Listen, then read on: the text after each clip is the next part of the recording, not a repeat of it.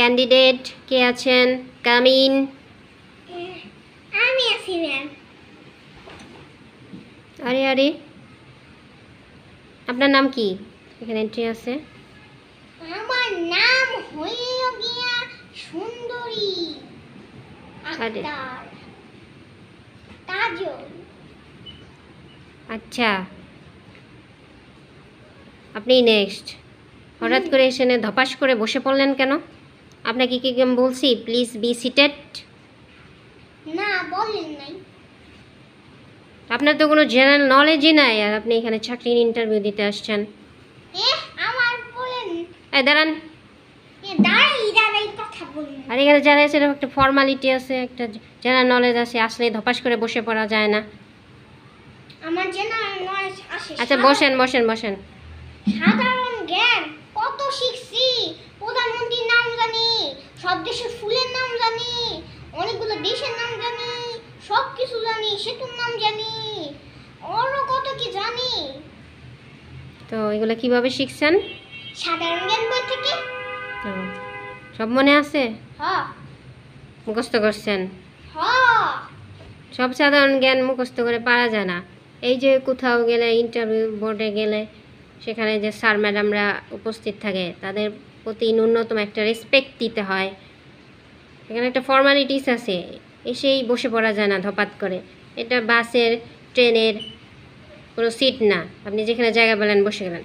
তারা যখন বলবে যে বসেন, এর আগে কোনো ইন্টারভিউ নিশ্চয়ই দেন না, এদিকে তাকান।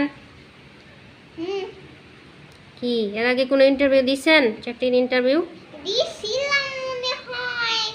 সেই জায়গায়ও কি এরকম করছিলেন? মনে হয়। তার মানে তো আপনার জেনারেল কোনো নলেজই নেই। এগুলা কি বের করেন? আপনি কাগজপত্র, সার্টিফিকেট সব ঠিক মতো এনেছেন? এই যে একটা কাগজ, এই যে আরেকটা। আরে এরকম করে দেয় না তো। এই যে আগেই তো বললাম আপনার কোনো জেনারেল নলেজ নাই। এগুলো সুন্দর করে ফাইল আপ করে নিয়ে আসতে হবে। আপনার বাড়ি কোন জায়গায়? আমার বাড়ি তো এনে। এনে মানে? আমাদের সেই যে এই পুরা ঢাকার মধ্যে। এরকম করে কেউ অ্যাড্রেস বলে? একদম ঠিক অ্যাড্রেসটা বলেন, পার্মানেন্ট অ্যাড্রেস। ঢাকা এর মধ্যে এদিক দিয়ে হেঁটে যে ওদিক দিয়ে হেঁটে যে ঢাকা শুরুতে ভিতরে একটা না, গলি আছে। এরকম করলে তো আপনি নিজে হারিয়ে যাবেন। আপনাকে কেউ আপনার বাসা খুঁজে দিতে আসবে না। আমি আমি ব্যাংক সিটিতে থাকি। Bank city? আচ্ছা, এরকম কোনো প্রার্থী আমি আজ পর্যন্ত পাই নাই যে নিজের অ্যাড্রেস এরকম এলোমেলো করে বলে। আমি আসলে একটু মন থেকে গুলাই ফেলছিলাম একটু কিছু মুখস্থ করতে।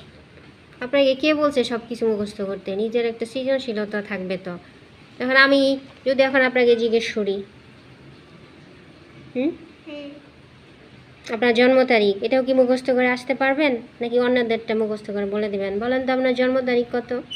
এই তো 1918 সাল। এই ওটা দেখে দেখে বলেন কেন? আরে আরে সাল তো বললেন, দিন মাস সেটাকে বলবে, ডেট। 2 মাস 10 তারিখ।